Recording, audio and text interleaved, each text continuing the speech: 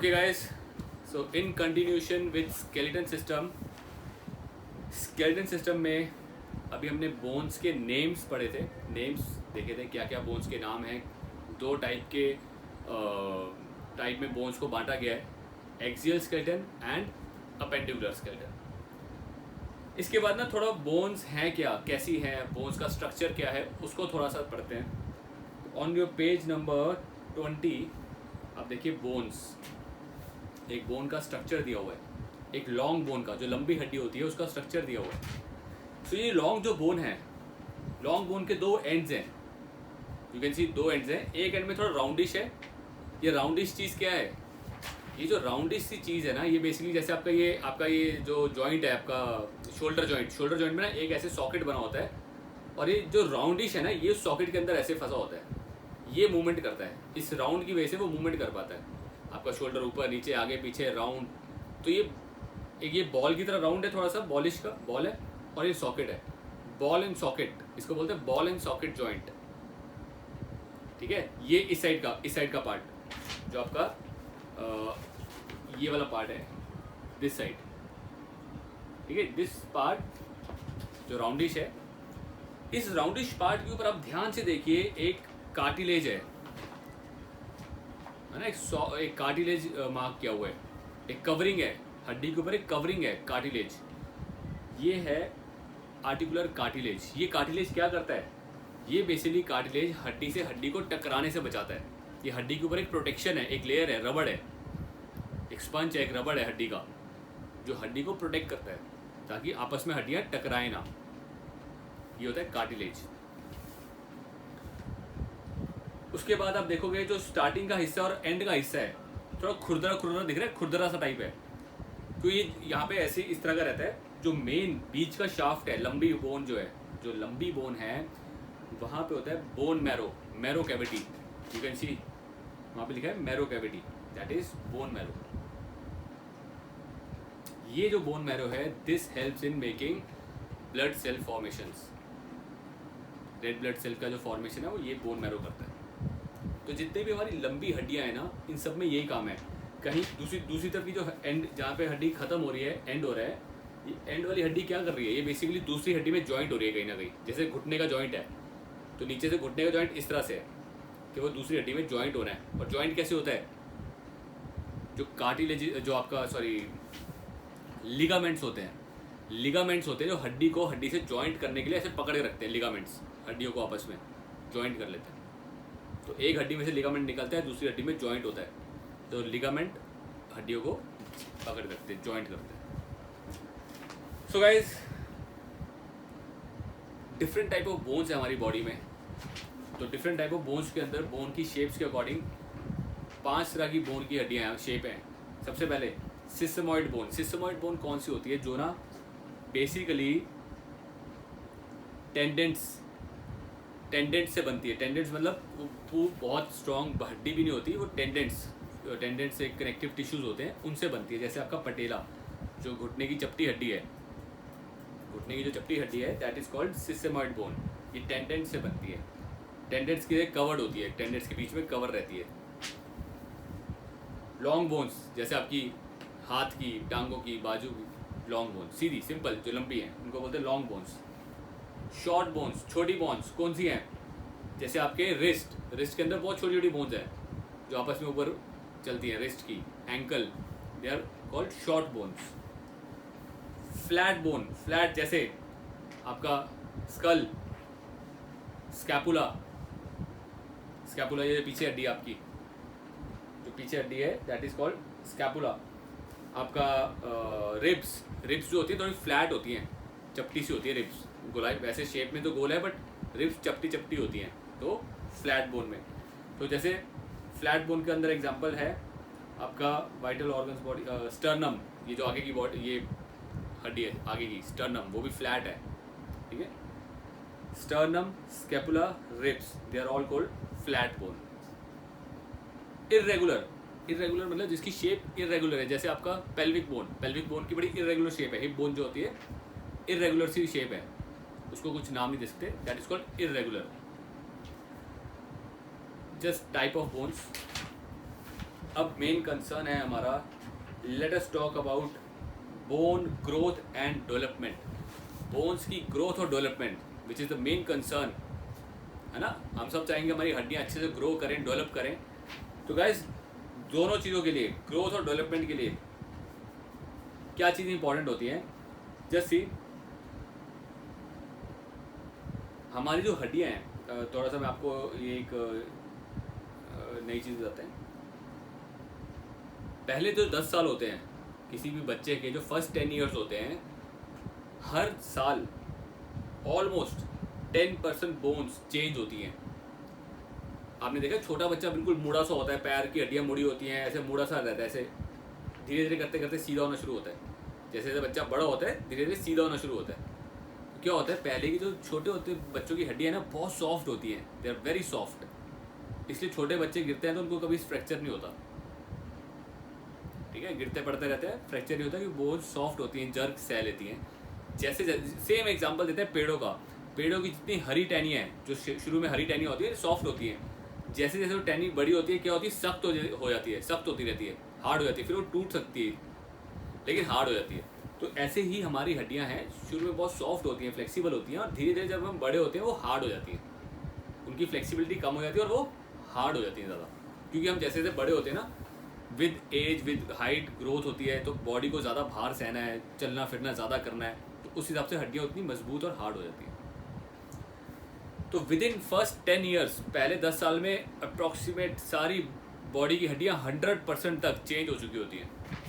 100% एक नया skeleton system आ जाता है पहले 10 साल में, क्योंकि हर साल 10% हड्डियाँ चेंज होती रहती हैं। चेंज इन द सेंस कि उनके अंदर ज़्यादा स्टिफनेस, स्ट्रॉन्ग, स्ट्रेंथ, उनकी शेप में भी हल्का फुल्का चेंज, फिर कुछ हड्डियाँ आपस में मिल जाती हैं, पहले वो 2 थी फिर 1 हो जाती हैं।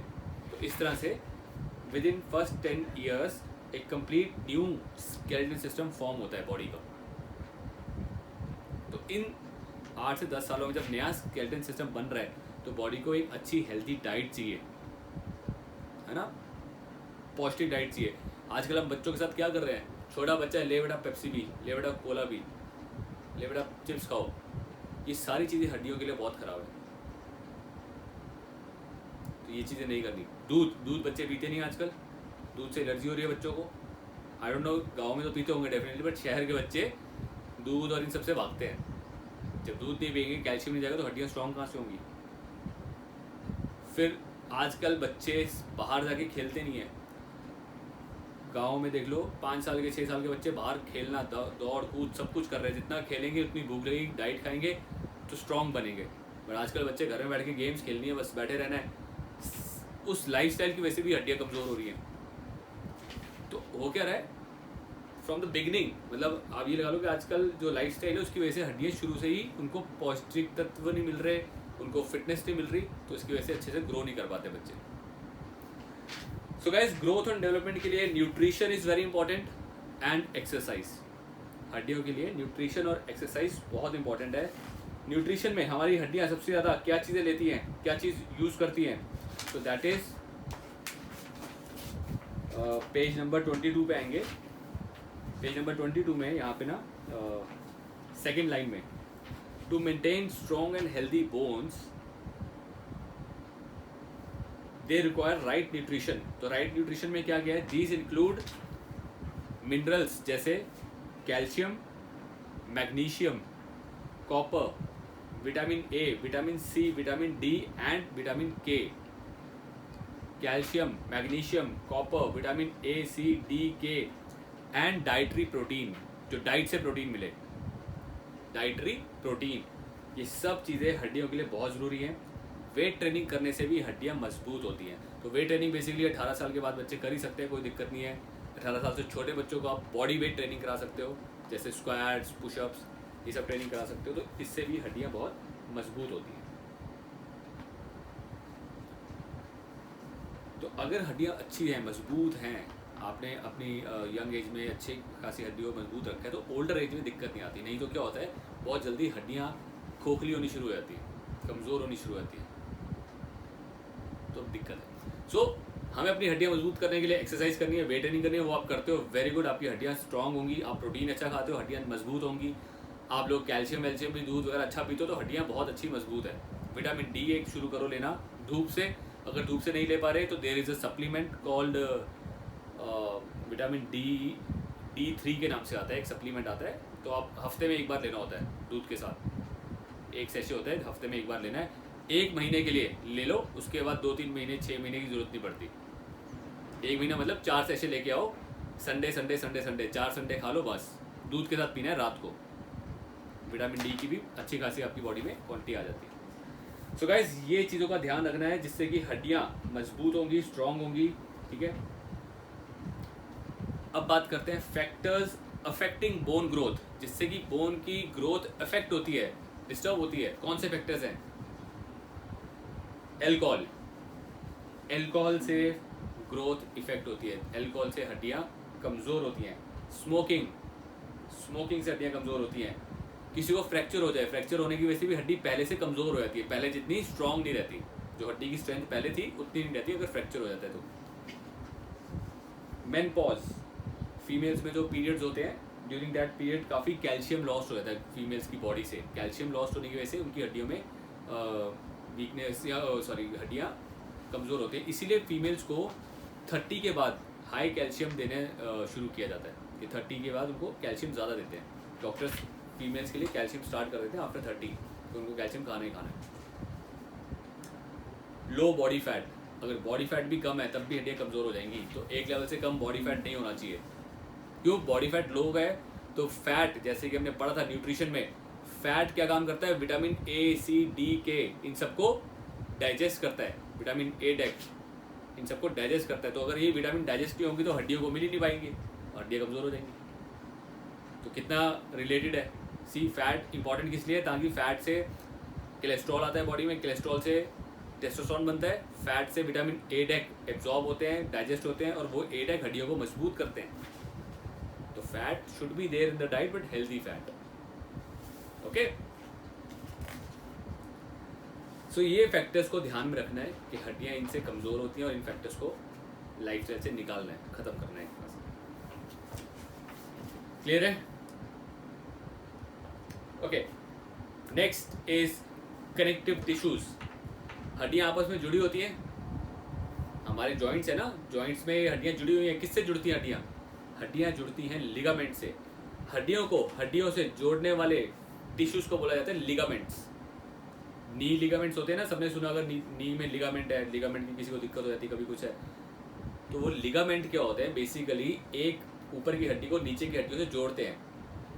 अपना एक तरह का टिश्यू होता है जो इन दोनों को हड्डियों को आपस में ऐसे बांध के रखता है, जोड़ के रखता है, लिगामेंट्स। तो इस तरह से आपस में वो जुड़े रहते हैं और ये जॉइंट होता है। लिगामेंट क्या होता है? हड्डियों को हड्डियों से जोड़ते हैं, लिगामेंट्स। दूसरे कनेक्टिव टिश्यूज, कनेक्ट मतलब जो कनेक्ट करते हैं। दूसरा connective tissue is tendon, which is very important. Tendon क्या करता है? टेंडेंट मसल को, ये जो हमारे मसल्स हैं, मसल्स को हड्डियों से जोड़ते हैं। हमारे मसल्स हड्डियों के साथ जुड़े होते हैं, तभी वो हड्डी को उठा पाते हैं ना। हम मसल को करते हैं तभी तो हड्डी उठ पाती है। आपका जो बाइसेप है ना, ये बाइसेप, ये कहाँ जुड़ा हुआ है? ये आपकी फोरआर्म में, रेडियस में, जो अंगूठे की साइड से रेडियस आती है, बाइसेप आगे जाकर रेडियस में जुड़ा हुआ है। बाइसेप का काम है रेडियस को उठाना। बाइसेप का यहाँ पे कोई काम नहीं है, बाइसेप की यहाँ सिर्फ लोकेशन है, यहाँ पे तो सिर्फ लोकेटेड है, यहाँ तो दिखता है। काम क्या करता है? काम आपके इसको उठाता है आगे, फोरआर्म को, फोरआर्म को उठाने का काम करता है बाइसेप। आगे हम पढ़ेंगे, there is a very important और बड़ा अच्छा एक टॉपिक आएगा, मसल ओरिजिन एंड इंसर्शन, के मसल्स कहाँ से ओरिजिनेट होता है और कहाँ उसका काम होता है। तो बड़ा अच्छा कॉन्सेप्ट है, दैट विल कम इनटू, जब हम मस्कुलर सिस्टम करेंगे उसमें आएगा। सो गाइस, टेंडेंट क्या कर रहे हैं? टेंडेंट्स आपके मसल्स को हड्डियों में जोड़ रहे हैं ताकि आपकी हड्डियों को वो काम करवा सकें। फिर एक कनेक्टिव टिश्यू है फेशिया। फेशिया एक कनेक्टिव टिश्यू किसके बीच में? मसल्स के अंदर है। वो मसल को मसल से डिफरेंशिएट करता है। मसल्स में जो चिकन खाते हैं, आपने कहीं देखा होगा, चिकन के ऊपर बड़ी पतली सी एक लेयर होती है, ट्रांसपेरेंट सी लेयर सी होती है, पकड़ी जाती है, वो फेशिया। वो बेसिकली क्या कर रहा है कि एक मसल को दूसरे, जो उसके अंदर के मसल है उनको पकड़ के रख रहा है, जोड़े रखता है, मसल्स को आपस में जोड़े रखता है, fascia. And last is cartilages. Cartilage जैसे अभी हमने डिस्कस किया, हड्डी के बिल्कुल ऊपर लगाता है कार्टिलेज, जो हमने बोन देखी थी फर्स्ट चैप्टर में, लंबा बोन फर्स्ट पेज पे, वो कार्टिलेज प्रोटेक्ट करता है। दूसरा कार्टिलेज जो इंपॉर्टेंट कार्टिलेज दैट इज जो आपकी वर्टिब्रास हैं, उन वर्टिब्रास के बीच में जो जॉइंट होता है दैट इज कार्टिलेज, उनको भी कार्टिलेज बोला जाता है। तो एक वर्टिब्रा और दूसरी वर्टिब्रा के बीच में ना छोटा सा कार्टिलेज होता है जो बेसिकली स्पंज का भी, जर्क एब्जॉर्बर का भी काम करता है और जॉइंट भी है, इनको जोड़ के भी रखता है, दैट इज कार्टिलेज। ये सारे कनेक्टिव टिश्यूज होते हैं, कनेक्ट करते हैं हड्डियों को आपस में, हड्डियों के साथ, मसल को हड्डियों के साथ कहीं ना कहीं कनेक्शन बना के रखते हैं ताकि हम लोग काम कर पाएँ। अगर हड्डियाँ आपस में जुड़ी नहीं होंगी तो क्या होगा, आपस में हड्डियाँ नहीं जुड़ी होंगी तो काम ही नहीं कर पाएंगी ना। तो हड्डियों को पहले आपस में जुड़ना जरूरी है, फिर हड्डियों के साथ मसल्स को जुड़ना जरूरी है, तब हम लोग काम कर पाते हैं। आई hope it is clear. Cartilage का एग्जांपल देखना है तो यू विल सी, बहुत ही अच्छा एक डायग्राम है पेज नंबर 23 में। ये वर्टिब्रास हैं, दीज आर वर्टिब्रास के बीच में कार्टिलेज होता है, वर्टिब्रास के बीच में, अपनी बुक्स में देखेंगे आप लोग, आपको वहाँ पे अच्छे से क्लियर दिखेगा। सो वर्टिब्रा के बीच में देयर इज अ कार्टिलेज। ऐसे लिगामेंट नी के पास देखिए, लिगामेंट दिखा रहा है, साइड से आते हैं लिगामेंट्स आपस में जोड़ते हैं। क्लियर है?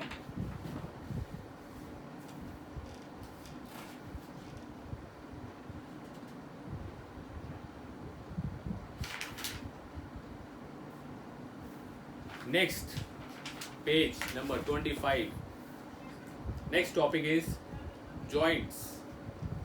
तो हमारी बोन्स में, स्केलेटन सिस्टम में कौन से जॉइंट्स हैं, major joints. So let's talk about major joints कौन से हैं। सबसे पहले joint shoulder, shoulder joint, shoulder के बाद आपका elbow, wrist, shoulder, elbow, wrist, ऐसे ही नीचे जाते हैं लोअर बॉडी में हिप जॉइंट, हिप मतलब जहाँ पे आपकी पेल्विक बोन में आपकी थाई बोन जुड़ रही है, that is hip joint. Hip के बाद कौन सा है, नी जॉइंट, नी के बाद नीचे ankle, these are the major joints. ठीक है, ये मेजर जॉइंट्स की वजह से हम लोग मूवमेंट कर पाते हैं। और एक और जॉइंट रह गया, बड़ा important joint, anyone can you tell me? एक और जॉइंट है जिसकी वजह से बड़ी मूवमेंट होती है हमारी बॉडी में, मेजर मूवमेंट्स, हमने पढ़ा है अभी थोड़ी देर पहले।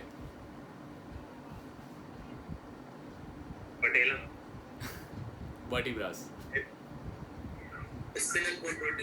वर्टिब्रास जो आपकी बैकबोन, जो आपका स्पाइनल कॉर्ड, वर्टिब्रा भी प्रॉपर एक जॉइंट है ना, पूरा मुड़ता है, चलता है, सो वर्टिब्रास। तो vertebra, shoulder joint, elbow joint, hip joint, knee joint, ankle joint, wrist joint, these are all the joints जिनकी वजह से हम लोग मूवमेंट्स कर पाते हैं, एक्सरसाइज कर पाते हैं। आपकी एल्बो अगर चलती ना होती तो क्या करते, तो आपका मसल बनता ही नहीं ना। Just because of all this joints हम लोग एक्सरसाइज कर पाते हैं और अपने मसल्स को स्ट्रॉन्ग कर पाते हैं, हमारी मूवमेंट्स हो पाती है। सो इन सब जॉइंट्स का हमें बड़ा ध्यान से यूज़ करना है कि ये जॉइंट्स स्पेशली इंजरी ना हो। तो जॉइंट्स के ना कुछ टाइप्स हैं, कुछ उनकी वर्किंग्स हैं, तो उसके लिए बात करते हैं। सबसे पहले बात करता हूँ जो सबसे इम्पॉर्टेंट जॉइंट है, that is ball and socket type.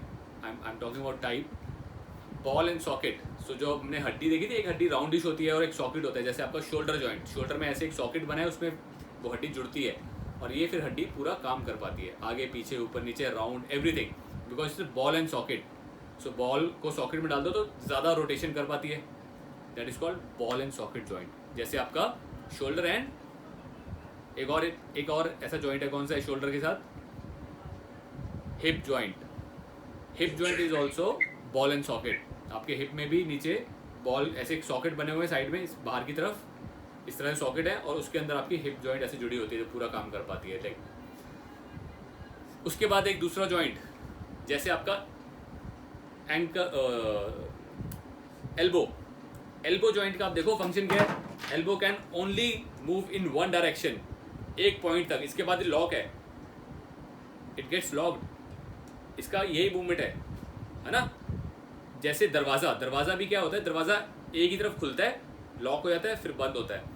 तो दरवाजे में क्या लगते हैं, कब्जे, उनको बोलते हैं हींग, इंग्लिश में उनको हींग बोलते हैं। तो इट इज़ कॉल्ड हींग जॉइंट, HINGE, हींग जॉइंट। हींग मीन्स एक तरफ खुलता है, लॉक होता है। ऐसा एक और जॉइंट कौन सा हमारी बॉडी में, नी, आपका नी जॉइंट इज अगेन ऐसा ही है। वो आगे को चलता है, आगे आगे लॉक हो जाता है, फिर पीछे जाता है।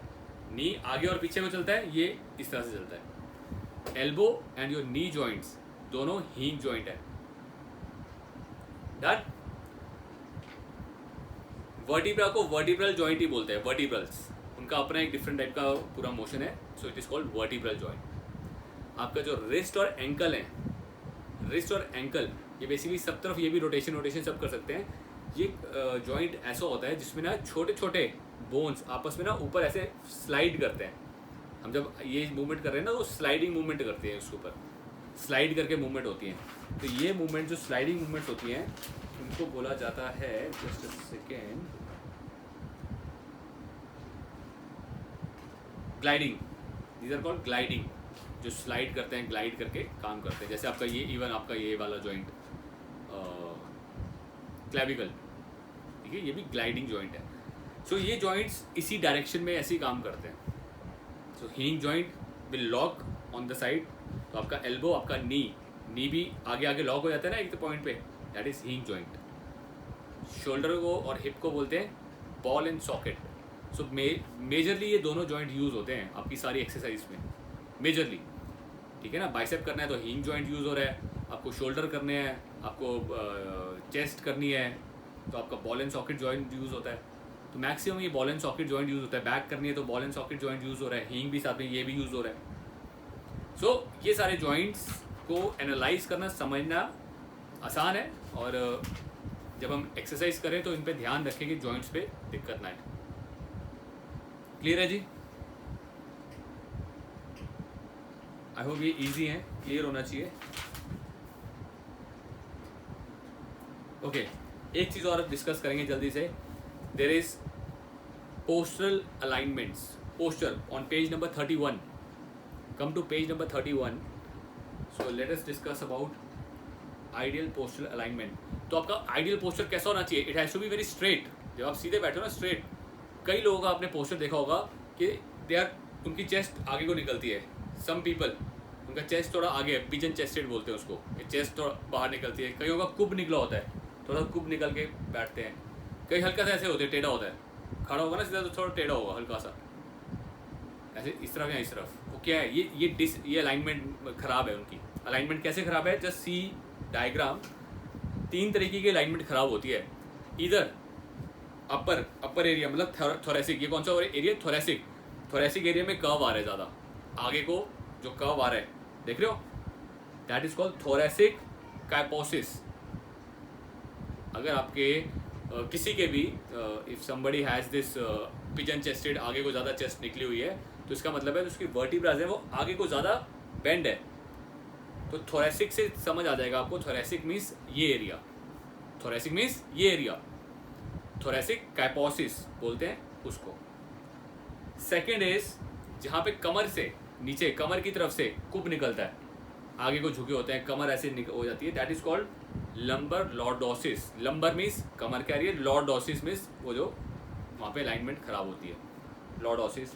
और किसी इंसान का होता है कि वो साइड को ऐसे हो जाता है, मतलब जो वर्टिब्रा है वो साइड की तरफ, किसी एक साइड में खिसक जाती है, that is called scoliosis.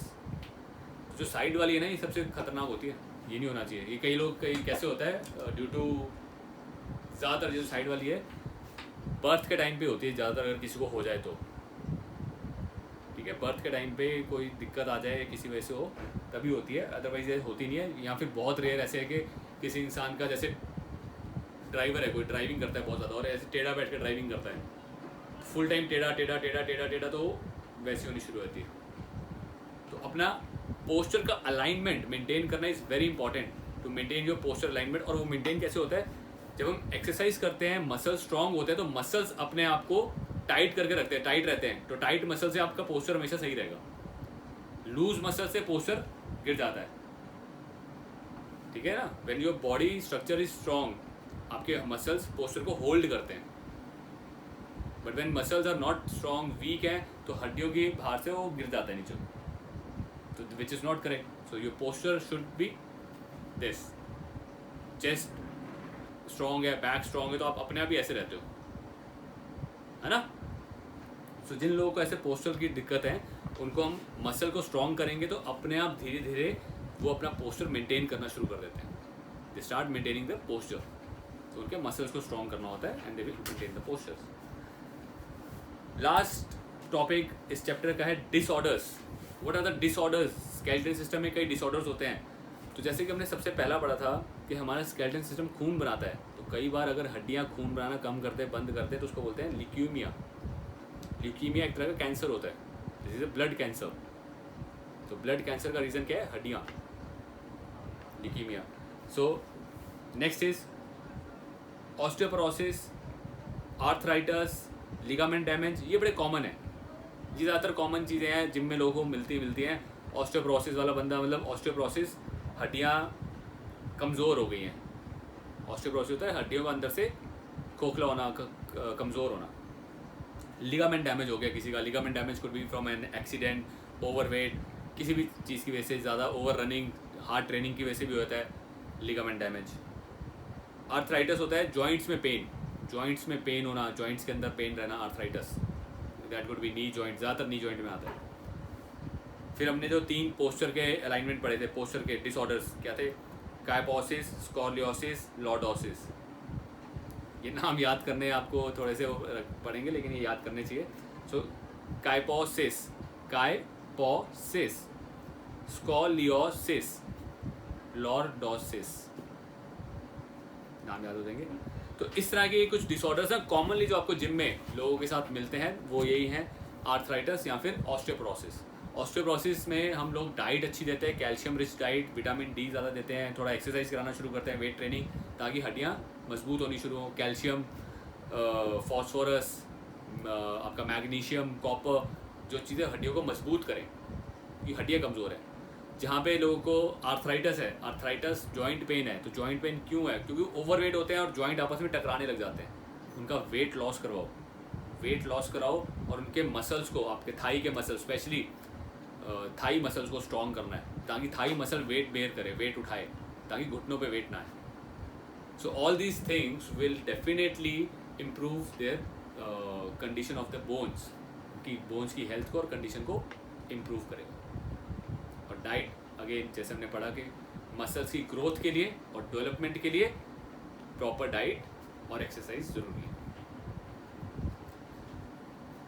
I hope it is clear to everyone. Okay.